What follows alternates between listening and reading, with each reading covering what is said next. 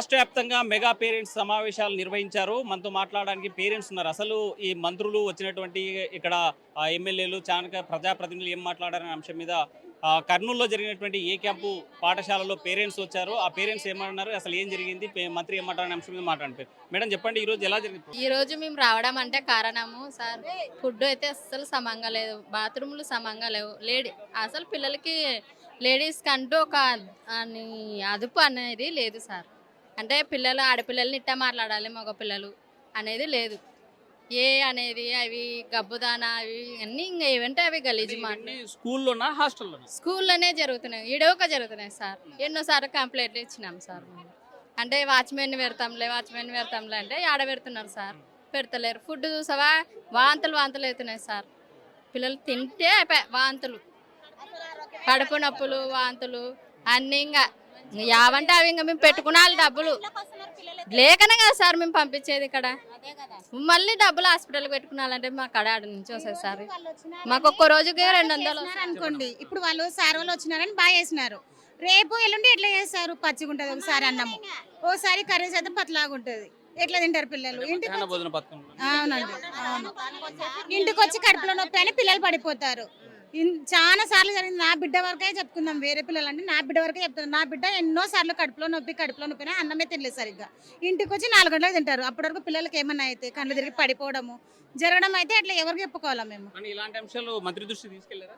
అంటే వాళ్ళకి చెప్పినాం, ఒకసారి చెప్పినాం మేము, ఫుడ్ బాగాలేదంటే సరే అమ్మ మీరు వచ్చి చెక్ చేయండి అంటే. ప్రతిసారి వచ్చి చెక్ చేయండి కదా మేము, ఒక్కసారి అంటే వస్తాము. ఇంకా పనిలో పోతాం, పొద్దున పోయి సాయంత్రం వస్తాం మేము. ఆ పిల్లలు స్కూల్ పోతారు, అక్కడ బాగుంటారని మేము ఇక్కడ వదిలిపెట్టి పోతాం. మేము గవర్నమెంట్ స్కూల్ బాగుందని వదిలిపెట్టాం, లేకుంటే అన్ని వేల డబ్బులు వేయాలా చదివించాలని మాకు కూడా లేవు కదా డబ్బులు. మాకు ఇప్పుడు ఆయన ఉన్న వారికి నీళ్లు బాగానే పెడతారు, బాత్రూమ్ లో ఈడ ఫుడ్ బాగానే పెడతారు. ఆయన ఉన్న వారికి ఎల్లుండి సోమవారం వచ్చి చూస్తే ఇదే మామూలే. మధ్యాహ్నం పూట ఆడ నీళ్ళు ఉండవంట బాత్రూమ్లలో, అక్కడ నీళ్ళు వాడతాయి గవర్నమెంట్వి. ఆడవే కడుకొచ్చుకుంటారు ఆ పిల్లలు, తాగనికి అన్నింటే తెచ్చుకుంటారు బాటిల్ తీసుకొని. యోగాల అవి తిరుగుతుంటాయి సార్, ఇక్కడ అది ఉంది కదా పాలది, అవి యోగాల తగిలితే ఎవరు బాధ్యతలు? అంటే నెల రోజుల్లో మార్పులు వస్తాయి, కంపల్సరీగా యాక్షన్ తీసుకుంటామని మంత్రి అంటున్నారు కదా, ఇది జరిగే ఛాన్స్ ఉందంటారా? ఏమో మళ్ళీ ఇప్పుడు చూస్తాం, ఇంకా ఒక నెల చూస్తాము ఆయన చెప్పినందుకు. తర్వాత మళ్ళా ఆయనకే అడవి చెప్పొస్తాం, ఆఫీస్ కాడవే ఆడ మాట్లాడతాము. మరి కొంతమంది పేరెంట్స్ తో మాట్లాడదాం. ఎలాంటి సమస్యలు గురించి ఏం చెప్పారు సార్? మా అగ్గున అదే ప్రాబ్లమే సార్, పిల్లలు అన్నం తింటారు, అసలు బాగాలేదు, నీళ్లు లేవు, మళ్ళా గేట్ దగ్గర మనిషిలా ఎవరు లేదు సార్. పిల్లలు ఎట్లా పోయేది ఎట్లా వచ్చేది కూడా తెలియదు మాకు. మా పిల్లలు కూడా అంతే ఉన్నారు సార్. మాకు కూడా 2 ఆడపిల్లలు ఉన్నారు, 2 పిల్లలకు అదే పరిస్థితి సార్. మా పిల్లలకు కూడా కడుపు నొప్పి లేచింది, అదే ప్రాబ్లంతోనే 2 వారాల నుంచి హాస్పిటల్లో ఉండి ఇప్పుడు వచ్చినారు సార్ స్కూల్కి. ఇదే ప్రాబ్లమే ఉంది సార్. బాగాలేదు, బాత్రూమ్ బాగాలేవు, లెట్రిన్లు కడిగడం పిల్లల్ని చాలా చండాలం. ఎవరైనా రాత్రిపూట పిల్లలకి తిక్కలు అంట వాళ్ళంట రావడం భయపడము. ఏం అసలు వాటర్ లేవు ఆ హాస్టల్లో.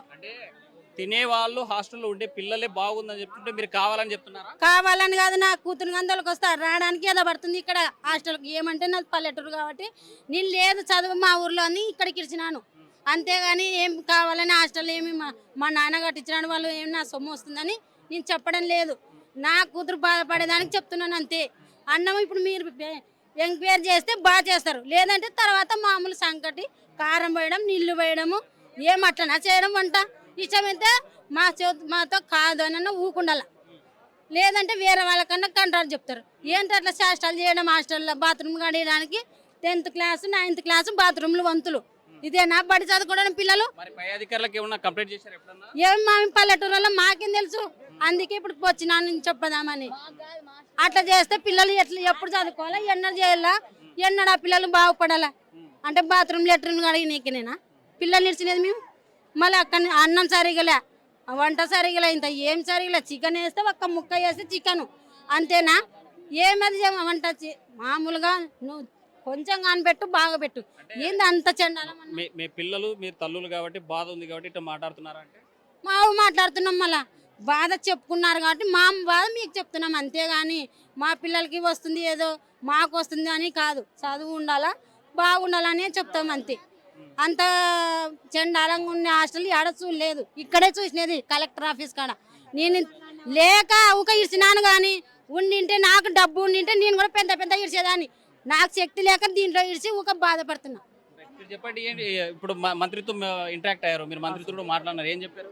ఇప్పుడు బయట అసలు వాచ్మెన్ లేడు సార్. బయట పిల్లలు ఇక్కడ పక్కన విజయపాలేరు ఉంది.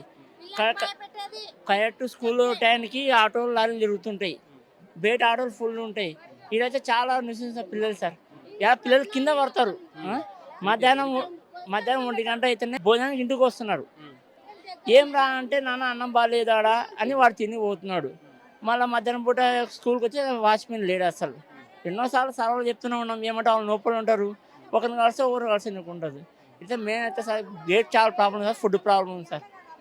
ప్రధానంగా ఈ ప్రభుత్వ హాస్టల్లో మధ్యాహ్న భోజన పథకం అస్తవ్యస్తంగా కొనసాగుతుంది. ఏ పేరెంట్ని కదిలించినా కొంతమంది స్టూడెంట్స్ మాట్లాడిన సరైనటువంటి ఫుడ్ లేదు. మరి ఉడికని అన్నం పెడుతున్నారు, ఉడికని చారు పెడుతున్నారు, నీళ్ళ చారు పెట్టేటువంటి పరిస్థితి ఉంది. దీంతో తినలేటువంటి పరిస్థితి ఉందని ఒకవైపు విద్యార్థులు ఆవేదన వ్యక్తం చేస్తుంటే మరోవైపు ఆందోళన వ్యక్తం చేస్తున్నారు తల్లిదండ్రులు. మా పిల్లలకి ఇంటి దగ్గర లేక చదివించుకునేటువంటి స్తోమత లేక ఇక్కడ హాస్టల్లో వదిలితే మాత్రం ఇక్కడ మరుగుదొడ్లు కడిగించడం, పని చేయించడం, మరి ఇలాంటి పనులు చేస్తూ ఉన్నారు. కానీ దీనిపైన దృష్టి పెట్టాలి.